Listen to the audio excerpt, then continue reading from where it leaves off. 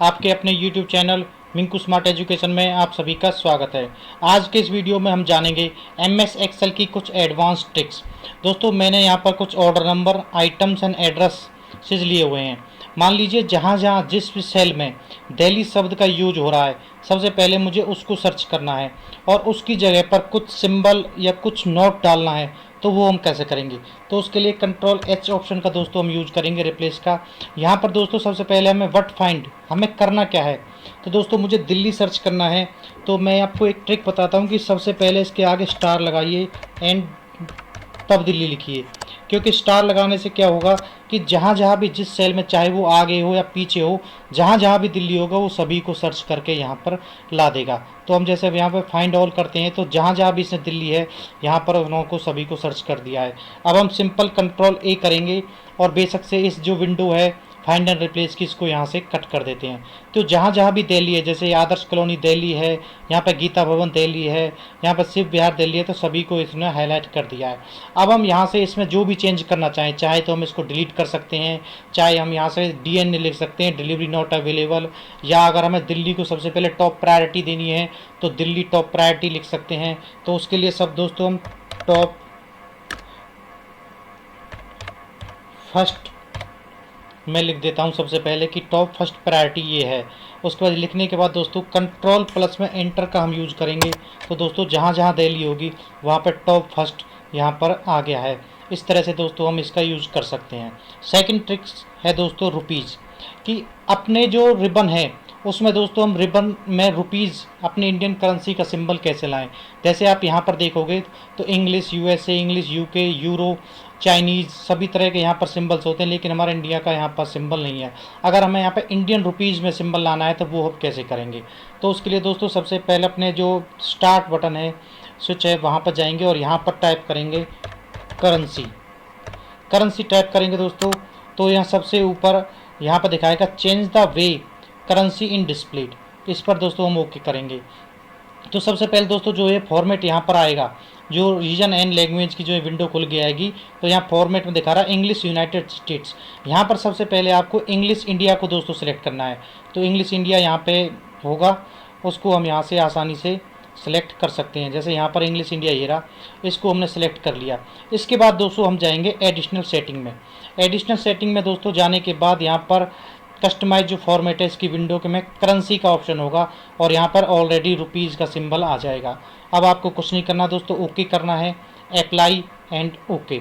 अब दोस्तों अगर हम यहाँ पर कोई वैल्यू देते हैं, मान लीजिए कुछ भी वैल्यू आप इस किसी भी सेल में देते हैं और उनके सिलेक्ट करने के बाद अगर अब आप यहाँ से देखोगे तो यहाँ पर दोस्तों इंडियन रुपीज़ का सिंबल आ गया है। अब यहाँ पर आसानी से आप इंडियन रुपीज़ का सिंबल लगा के इस तरह से आप इसको यूज कर सकते हो। तो अपनी अगली ट्रिक नंबर 3 पर दोस्तों, क्या आपने कभी महसूस किया है कि एक्सेल का भी अपना कोई कैमरा होता है? तो दोस्तों उसको यूज कैसे करते हैं हम बताते हैं। सबसे पहले दोस्तों अपनी डाटा रेंज को सिलेक्ट कीजिए। उसके बाद अपना दोस्तों क्विक एक्सेस टूल बार होता है दोस्तों, यहाँ पर एक कैमरे का ऑप्शन है दोस्तों, इस पर आप क्लिक करेंगे और जहाँ भी जिस सीट पर भी, जहाँ भी जिस सेल में भी आपको इसको एज ए कैमरे के रूप में यूज करना है, वहाँ पर आप क्लिक कर देंगे दोस्तों। तो ये दोस्तों एक इमेज बन गई है।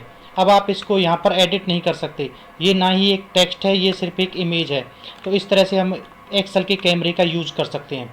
अब आपके दिमाग में क्वेश्चन आ रहा होगा कि ये कैमरे का ऑप्शन यहाँ पर आया कहाँ से? तो दोस्तों क्विक जो हमारा customize quick access toolbar होता है, इस पर अगर हम यहाँ पर क्लिक करेंगे तो दोस्तों यहाँ पर होगा मोर कमांड्स। मोर कमांड्स में दोस्तों यहाँ पर ऑल कमांड्स अगर हम सिलेक्ट करेंगे तो दोस्तों C, जहाँ से हमारे C के नंबर्स ऑप्शन शुरू होंगे तो वहाँ पर दोस्तों हमारा एक कैमरे का ऑप्शन होगा, ये रहा। इस पर आप टिक करके यहाँ से ऐड कर सकते हो। मैंने यहाँ पर ऑलरेडी यहाँ पर ऐड कर रखा है तो इसे ऑलरेडी ऐड दिखा रहा है। उसके बाद ओके करोगे तो दोस्तों यहाँ पर हमारा जो कैमरे का ऑप्शन है वो यहाँ पर दिखाई देना शुरू हो जाएगा और आप इस तरह से कैमरे का यूज कर सकते हैं।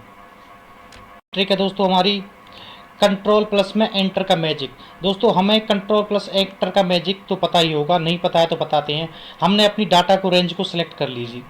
मान लीजिए मुझे अब इस सिलेक्शन में ओनली एक शब्द कोई भी, चाहे ओके या कोई न्यूमेरिक या कोई टेक्स्ट फिल करना है सभी में एक साथ। तो सबसे पहले मैं ओके यहाँ पर टाइप कर लेता हूँ। उसके बाद कंट्रोल के साथ एंटर, कंट्रोल को प्रेस करके और एंटर प्रेस करूँगा दोस्तों, तो ओके जो शब्द है वो सभी हमारी जो डाटा रेंज थी, सिलेक्शन थी, उनमें फिल हो गया है। तो इस तरह से ये होता है दोस्तों कंट्रोल प्लस में एंटर का मैजिक, कंट्रोल प्लस एंटर का जादू।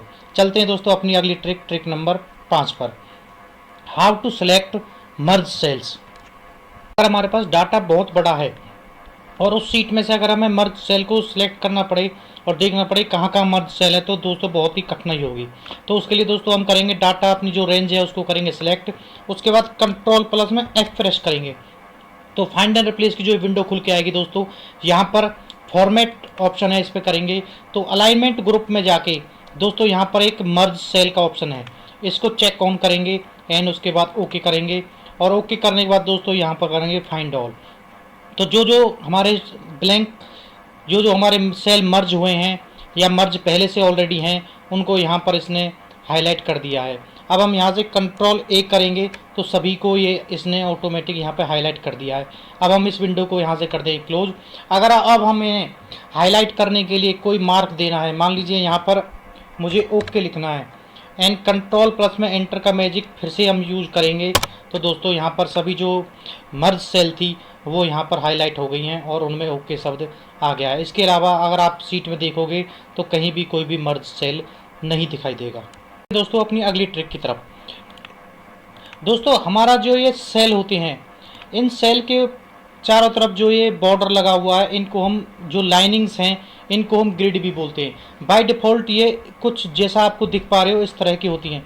अगर हमें इन ग्रिड्स को का कलर चेंज करना है तो वो हम कैसे करेंगे, हम अपने फाइल्स ऑप्शन में जाएंगे, उसके बाद यहाँ से ऑप्शन के बाद एडवांस्ड में दोस्तों आप नीचे यहाँ पे देखोगे तो यहाँ पर ग्रिड का एक ऑप्शन होगा, ग्रिड कलर।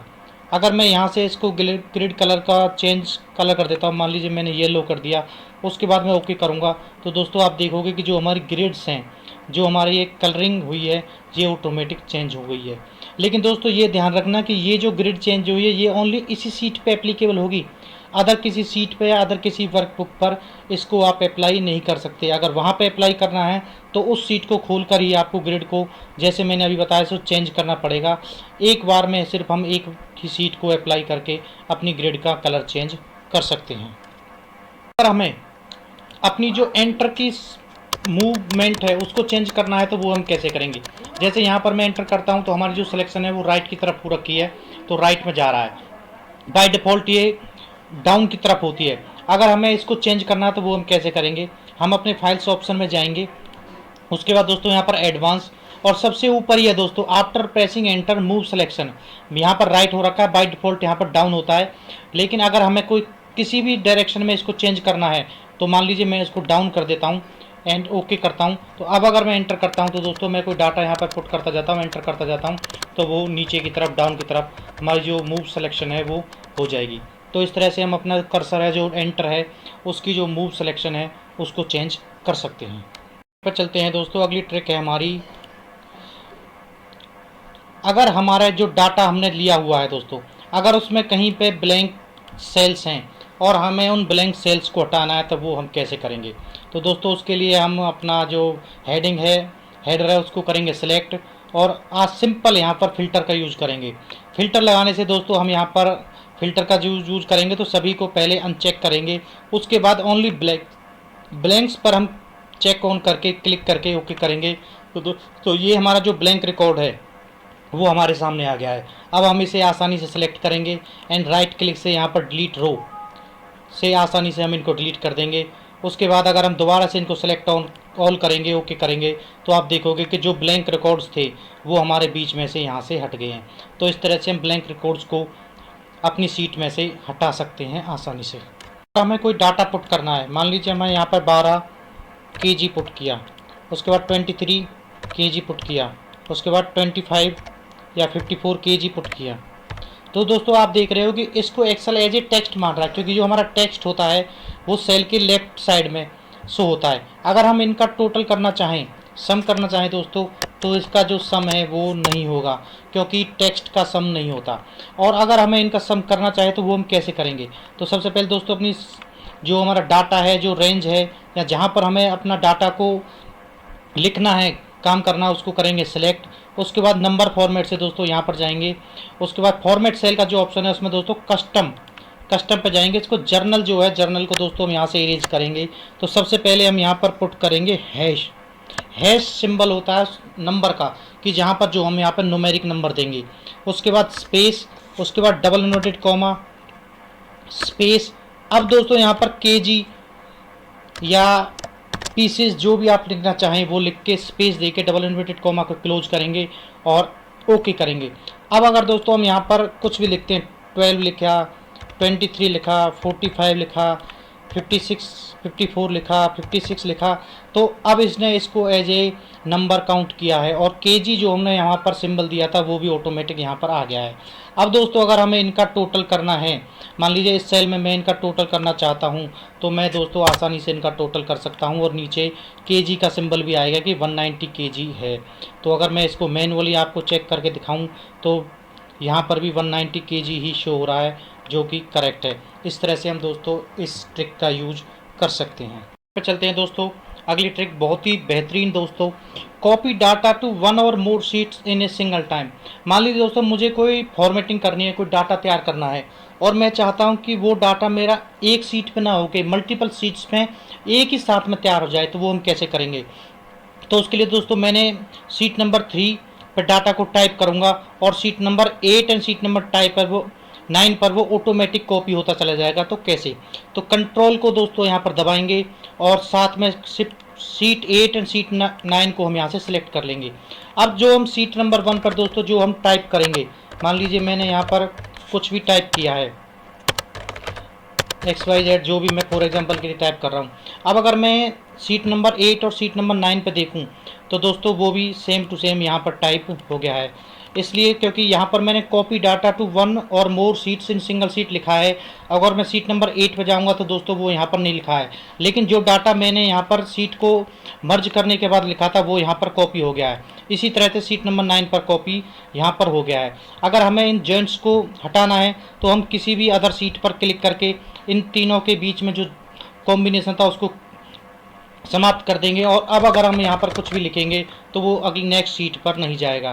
तो इसके लिए दोस्तों वही ट्रिक है कि कंट्रोल को दबाएं और जिस जिस सीट को पे हमें डाटा को कॉपी करना है उस सीट पर अगर हम डाटा कुछ भी लिखेंगे तो वो डाटा जो अगली सीट पर ऑटोमेटिक कॉपी हो जाएगा। इस तरह से दोस्तों, तो ये बहुत ही बेहतरीन ट्रिक थी दोस्तों, तो इसको यूज करना ना भूलें। दोस्तों अपनी अगली ट्रिक की तरफ, दोस्तों मान लीजिए हमारे यहाँ पर जैसा कि आप देख पा रहे हो बहुत मल्टीपल सीट्स मैंने यहाँ पर तैयार की हुई हैं। अगर मुझे सीट्स इतनी ज़्यादा हों कि वो हाइड हो रखी हों, पीछे आ रखी हों, दिखाई ना पड़ रही हों और मुझे किसी पर्टिकुलर सीट पर जाना है, तो दोस्तों उसके लिए हम क्या करेंगे कि जो ये आगे पीछे के फॉरवर्ड के जो स्विचेस हैं इसके पास दोस्तों हम राइट क्लिक करेंगे तो जितनी भी सीट्स हमारी इस वर्कबुक में हैं वो सारी की सारी यहाँ पर शो हो जाएंगी। और जिस भी सीट पर हमें जाना है उस पर क्लिक करेंगे। मान लीजिए मुझे कैमरे वाली सीट पर जाना है, कैमरे वाली सीट पर क्लिक करेंगे दोस्तों तो हम कैमरे वाली सीट पर यहाँ पर आ जाएंगे। तो इस तरह से दोस्तों हम और अगर किसी सीट पर जाना चाहते हैं, मान लीजिए मुझे केजी वाली सीट पर जाना है तो केजी वाली सीट पर जाऊंगा तो दोस्तों मैं यहाँ पर इस तरह से क्लिक करके डायरेक्ट केजी वाली सीट पर शिफ्ट हो जाऊंगा। ठीक है दोस्तों, हाउ टू यूज टेम्पलेट्स। दोस्तों जैसा कि आप पूरी वीडियो को देखते आ रहे हो, मैंने यहाँ पर अलग अलग फॉर्मेटिंग में कुछ सीट्स यहाँ पर तैयार की थी आपको बताने के लिए। मैं चाहता हूँ कि ये सीट्स मुझे हर बार तैयार ना करनी पड़े और यही सीट्स मुझे हर बार नेक्स्ट सीट पे जहाँ भी मैं चाहूँ वहाँ पर मुझे मिल जाएं। तो उसके लिए दोस्तों करना कुछ नहीं है, सिंपल इस सीट पे जाओ, फाइल ऑप्शन पे यहाँ पर सेव एज का ऑप्शन होगा दोस्तों, उसको यहाँ पर टिक करें। कुछ भी दोस्तों चेंजेस नहीं करना है, सिंपल आपको यहाँ पर एक्सेल 1907-2003 टेम्पलेट्स पे टिक करना है और इसको टेम्पलेट्स में ऐड करने के लिए जो आपको नाम देना चाहें आप नाम दे सकते हो। मान लीजिए मैं यहाँ पर नाम देता हूँ मिंकू स्मार्ट एजुकेशन, मैंने इसको यहाँ पर ये नाम दे दिया। अब मैं इसको यहाँ से दोस्तों कर देता हूँ सेव। तो दोस्तों ये मेरी टेम्पलेट्स में अब सेव हो गई है। अब मैं अगर इसको यहाँ से कर देता हूँ दोस्तों क्रॉस, अब मैं यहाँ से स्टार्ट बटन पर जाके दोस्तों यहाँ पर टेम्पलेट्स अपने जो सभी सिस्टम्स में होते हैं उसको मैं यहाँ से ओपन करता हूँ तो दोस्तों यहाँ पर मेरी जो सीट है मिंकू स्मार्ट एजुकेशन वो ये रही। इस तरह से मैं अगर इस पर टिक करूँगा दोस्तों तो मेरी जो सीट है वो यहाँ पे आसानी से खुल जाएगी और मुझे अलग अलग सीट पर अलग अलग फॉर्मेटिंग करने की ज़रूरत नहीं पड़ेगी। एक ही सीट की फॉर्मेटिंग को मैं बार बार यूज कर सकता हूँ।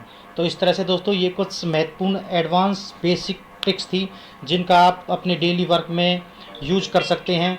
तो वीडियो पसंद आया तो लाइक करें और अभी तक चैनल को सब्सक्राइब नहीं किया है तो प्लीज़ चैनल को सब्सक्राइब कर लें। थैंक यू, धन्यवाद दोस्तों।